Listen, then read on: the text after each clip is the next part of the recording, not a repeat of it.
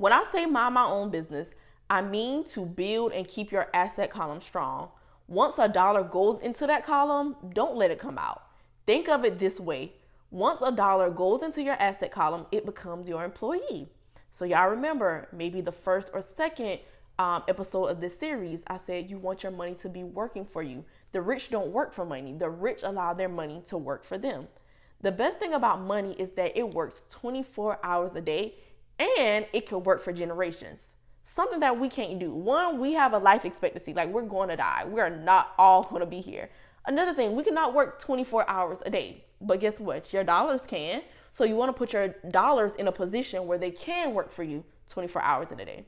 Get your water and keep some wine. I should have had some wine. With exposure, execution, and consistency, there is nothing you can't do. Just keep planting. Hey y'all, welcome back to my YouTube channel. Welcome back to the podcast. I am Ch.3, the responsible homegirl, and this is a space that I have created to help young adults become financially responsible and wealth conscious. If you are new here, welcome. We are on the last and final series of a 4-part series that I entitled Developing a Rich Mindset, which is based off of the first 3 chapters of the book Rich Dad, Poor Dad. I will be continuing this series inside of my exclusive community, my Patreon community. So if you have been rocking with me week after week and you've been enjoying this, join the Patreon. It's a community of young individuals, like-minded, who are just on this personal finance journey together. I share money affirmations daily. We have a book club. We meet bi-weekly. And I'm just there to hold them accountable and cheer them on. Well, really, it's not just a me thing. It's a us thing. It's a family thing. So consider joining the Patreon and getting connected with people who are on the journey with you, because y'all already know when you start anything new, it is very easy to fall back into them same habits and to not do what you say you was gonna do, but we're gonna be there to hold you accountable. So like I said earlier, this is the last and final part of this series, and it is based off of chapter 3 in Rich Dad Poor Dad, called Mind Your Own Business. One of my favorite chapters, probably after Don't Work for Money, Work to Learn, which I'll be discussing inside of the Patreon later on.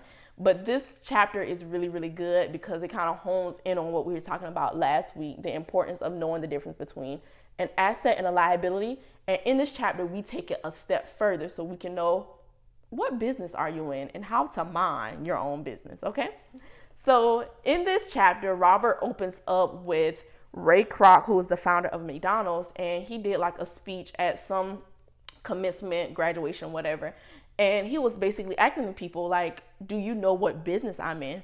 So everybody's laughing at him, like, of course we know what business you're in. Like, you're the founder of McDonald's, like hamburgers, fries, chicken nuggets, Happy Meals, Big Mac, like, come on. So he's like, actually I'm not. I'm in the real estate business. So now it's like, okay, you sell hamburgers, fries, chicken nuggets, Happy Meals, Big Macs, all of that stuff, but that's not really your business. Your money play is actually real estate. So I love this chapter because it gets us into understanding the importance of minding our own business. Something like a little popular trend or probably saying right now is going around is saying, keep the main thing the main thing. And I feel like this chapter is a great representation of keep the main thing the main thing, mind your own business. So now let's get into my very first highlight. The rich focus on their asset column while everyone else focuses on their income column. So if you listen to the last podcast episode, you know that I said a lot of people think that, making more money is going to solve their problems, and, they just want to get more. But it's just like, that's not really the way it's supposed to go. Like, yes, more money can help you, but if you don't know how to manage what you already have, that means nothing. What you really should be focusing on is getting your income to create more income for you. So basically getting your income to create more assets. So now to create assets, period, which is something that a lot of people don't do. They take their money and they invest it in liabilities, and they just never in this cycle of working hard to pay for the stuff, instead of working hard, earning income, buying more income, and using that income to pay for the stuff that they want. It's 2 totally different things. So I just want you to think about that and meditate on that. So now, next highlight. Financial struggle is often directly the result of people working all of their lives for someone else. Many people will simply have nothing at the end of their working days to show for their efforts. Ouch, that hurts. That hurts so bad because a lot of people don't know to mind their business. Because you can have a whole 9 to 5 and still mind your business. And we're going to get into it. To become financially secure, a person needs to mind their own business. Your business revolves around your asset column, not your income column. So I kind of want you to picture this in your mind, and maybe I could put something on the side if you're watching on YouTube. You have like 4 different boxes, right? So you have your income statement, which shows what you have coming in versus what you have leaving out, like a basic budget. Then you have your balance sheet that shows your assets versus your liabilities. So your assets, things that you own, things that bring money into your pocket, versus your liabilities, things that you owe, like things that take money out of your pocket, your debt, and all of this stuff that just consistently takes from you, right? So what he is saying is the people who are rich, they focus on that asset column, that column that they own things, the column that brings money into their pocket, not the column that is consistently taking money out of your pocket, aka liabilities. So next, start minding your own business.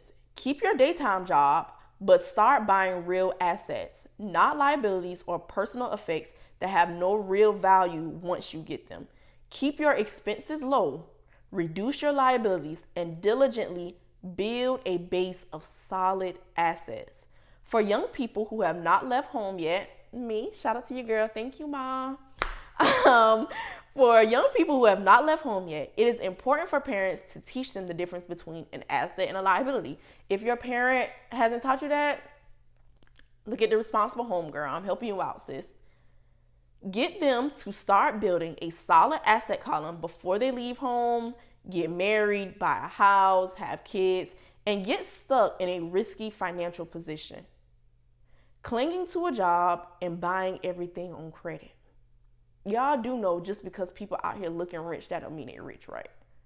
People have thousands and thousands and thousands of dollars in credit card debt, and they're working very hard to just make enough to, pay that minimum interest. Or not minimum interest, pay that minimum, the minimum balance so they don't get a late fee. But no, we don't want that. We want to rewire our thinking. We're not going to fall into the hype. We're not going to fall into the rat race of looking rich but not being rich. Can I get a both, please? And you can be both, but being both, it takes time. You can't do one thing, and I hate to do these things so black and white, like you can't do this, you can't do that, because it's not really about that. It's really about that balance and just sacrificing for a season, pouring into one season, sowing seeds in one season, and then reaping that harvest later on. So I hope that makes sense, and I hope it's helpful. Real assets fall into the following categories. So this is where he's given us some examples of what assets you can invest in no matter how much money you make, and you can legit start like yesterday. So some examples. He says businesses that do not require my presence. I own them, but they are not managed or run by other people. No, but they are managed or run by other people. If I have to work there, it's not a business, it becomes my job. When I read that again, I was like, ooh, he is coming for me, because I would say all day, like, the Responsible Homegirl is my business, but it's not really my business. It's like a job. Like, I'm self-employed because I run the Responsible Homegirl. I operate the Responsible Homegirl. Yes, I have help, but it's different. It's different than you just being an overseer or just owning the business, right? Next, stocks, bonds, income generating real estate. So like I think I shared on the last episode, like one of my major goals is to own a multifamily property. Why? Because that is going to be income generating real estate for me. Not only am I going to get income for that, but the income is going to take care of my mortgage. And if I'm blessed enough, I'll have extra income from that. Next, notes like IOUs, royalties from intellectual property such as music, scripts, patents, anything else that has value, produces income, or appreciates and has a ready market. Those are all examples of assets, things that you can invest your money into right now. So now on to my next highlight. He says, For years, even while I was with the Marine Corps and at Xerox, I did what my rich dad recommended. I kept my day job, so even him, he had a full-time job, which is nothing wrong with that. I kept my day job, but I still minded my own business. I was active in my asset column, trading real estate and small stocks. Rich Dad always stressed the importance of financial literacy. Remember, y'all, financial literacy, that's just knowing how to manage your money, how to use your money as a tool, knowing the difference between assets and liabilities. The better I was at understanding the accounting and cash management, the better I would be at analyzing investments and eventually starting and building my own company. So what he means when he's talking about accounting and cash management, so basically like a balance sheet, your assets versus your liabilities, what you own versus what you owe, and then cash management, your income versus your expenses. What are you bringing in, like what are you making versus what do you have leaving out on a monthly basis? When I say mind my own business, I mean to build and keep your asset column strong. Once a dollar goes into that column, don't let it come out. Think of it this way. Once a dollar goes into your asset column, it becomes your employee. So y'all remember, maybe the first or second episode of this series, I said you want your money to be working for you. The rich don't work for money. The rich allow their money to work for them. The best thing about money is that it works 24 hours a day and it can work for generations. Something that we can't do. One, we have a life expectancy, like we're going to die. We're not all going to be here. Another thing, we cannot work 24 hours a day, but guess what? Your dollars can. So you want to put your dollars in a position where they can work for you 24 hours in a day. Keep your day job, be a great hardworking employee, but keep building that asset column. As your cash flow grows, meaning as you get more money, whether that's from your job, as you get more money from your asset column, you can indulge in some luxuries. So remember I was saying earlier, like it's a time and place for everything. I'm not saying you can't get that foreign car. I'm not saying that you can't get that bag you want. I'm not saying that you can't do the things that you want, but it's a timing to everything. You sow your seeds and you reap your harvest later. So as your cash flow grows, you can indulge in some luxuries. An important distinction is that rich people buy luxuries last. I'm going to read that again. An important distinction is that rich people buy luxuries last, while the poor and middle class tend to buy luxuries first. Y'all cannot tell me that that's not the truth, because we all can think of people, we all can think of examples, we can all probably think of our personal lives where we have done that before. Buying things that are above our means, buying things that we real life cannot afford, falling victim to instant gratification. Key, what do you mean by instant gratification? Instant gratification is saying, oh, I want that thing now and I'm going to get it now. Instead of playing the long game, saying, I want that now, but it can wait. I don't have to get it right now. So don't fall victim to instant gratification. Be like the rich people and buy your luxuries last. Get your assets to actually pay for your luxuries. So he continues, they look rich, but in reality, they just get deeper and deeper in credit card debt. The old money people, the long-term rich, build their asset column first. Then the income generated from the asset column buys their luxuries. So kind of like basically what I was explaining this whole entire time. You get your assets to pay for the things that you want, but in order for that to even happen, you have to first invest in assets. So this was a very good chapter called Mind Your Business, because you want to mind the business. Oh, thank you, God. Mind the business that pays you. By you investing in your asset column, that's exactly what you're doing. Minding the business that pays you. Ooh, I think that might actually be the name of this podcast episode, because that's good. And I want us to get that through our mind. Like, it is a flow of how we get paid. If I work a job and I get my income, of course, I'm going to go through the lifestyle budgeting activity. I'm going to get my income. I'm going to figure out what it is that I'm tithing. Me, I tithe consistently. So if that's not something that you do and you want to do, do it. Immediately right after that, I am paying myself something. I don't say I'm going to pay my bills and then save later. No, save. After you save, your expenses. After your expenses, that invest column. What are you investing in? What assets are you investing in? Whether that's for retirement, your Roth IRA, a brokerage account, real estate. You could be saving for a down payment on a home, an investment property. anything. Like, I need y'all to put your brains to work. That goes back to that first episode, or maybe the second episode, one of them. Put your brains to work. Don't shut your brain down and say, I can't afford this, I can't do this, I don't know how to do this. No, challenge yourself with questions. How can I do this? How can I make it happen? How can I afford this? And the more you challenge yourself, the more you ask yourself those questions, your brain is working, and now you're looking for opportunities. You're putting your imagination to work. So I really hope y'all enjoyed this podcast series just as much as I did, developing your rich mindset. I hope that it really set the tone for you and help you build that financial foundation that you need. If you loved it, I promise you, you will love the rest that I will be putting exclusively in my Patreon community. But before we end, I just want to do a quick recap of everything that we discussed for the past 4 weeks. So starting off with the introduction, it is very important that we control our thoughts, the words that come out of our mouth, like saying stuff that just is not true, like you're broke, even if your bank account says otherwise. Like, no, don't let those words come out of your mouth, because everything that you speak is basically a manifestation of what you believe, what you think on, what you speak, what you ponder on. So no, we want to be very, very, very mindful of that. Remember, he had a rich dad and a poor dad. And the poor dad was not poor because he lacked money. It was this mindset here, which leads back to the whole purpose of this series of developing that rich mindset. Okay, week two rather, we discussed how the rich don't work for money. The rich allows their money to work for them. And I really love that chapter because it talked about the difference between like letting your emotions or using your emotions to guide your way of thinking. And you know, a lot of people, they depend on fear and greed, and they allow those two emotions to make them or help them make money decisions when it's like, no, money should not be your master. You should not be a slave to money.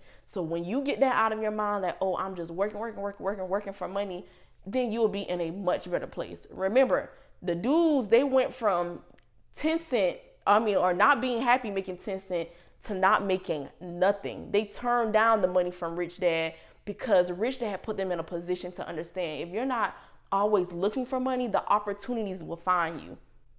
Money does not produce more money. It's not about the money. Intelligence produces money. So once you learn that financial education is your power and not the money itself, you will be well on your way to riches. Now, on week 3, we discussed knowing the difference between an asset and a liability and what keeps the rich rich and the poor poor. The rich, they continue to use their income to invest more into assets, and these assets bring them more income and they grow over time. Versus the poor, they continue to struggle because they use their income and they invest in liabilities, and they continue to work and pay for stuff. So you want to make sure that you hone in and know the difference between an asset and a liability. And just for a quick kind of recap, assets, things of value that bring money into your pockets. Liabilities, things that bring money out of your pocket. And then last but not least, of course, today we talked about examples of assets, examples of liabilities, and ways that you can start getting invested and just keep your cash flowing in a way that is going to be beneficial to you. So that's all I got for y'all. This 4-part series was so good. I'm excited to complete it inside of the Patreon. So please make sure that you click the link down below in my description box and join the Patreon. Come become a part of this community. And I would just say turn your whole financial education up a whole nother level, because we have learned in this book, and I'm going to say once again, that applied knowledge is power, and people think that money is power, and money is a form of power. But like they said, financial education is really the weapon, because intelligence is what creates the money. So that's all I got for y'all today. Thank you so much for rocking with me for this past 4 weeks. It was amazing. I want to hear from you. Put in the comments below what stood out to you. What was your favorite week? What was your favorite thing from this 4-part series? Was it like one, just knowing the power that we have to speak and control our mindsets? Was it to understanding the difference between assets and liabilities, knowing that the rich don't work for money, or was it actually knowing how to invest and how to keep your money flowing in a way that's really going to set you up and set you apart? So let me know in the comments what stood out to you, what resonated with you. I really want to hear back from you. And like I always tell you, with exposure, execution, and consistency, there is absolutely nothing you can't do. So I'll see y'all next time. Thank you so much for rocking with me. Bye.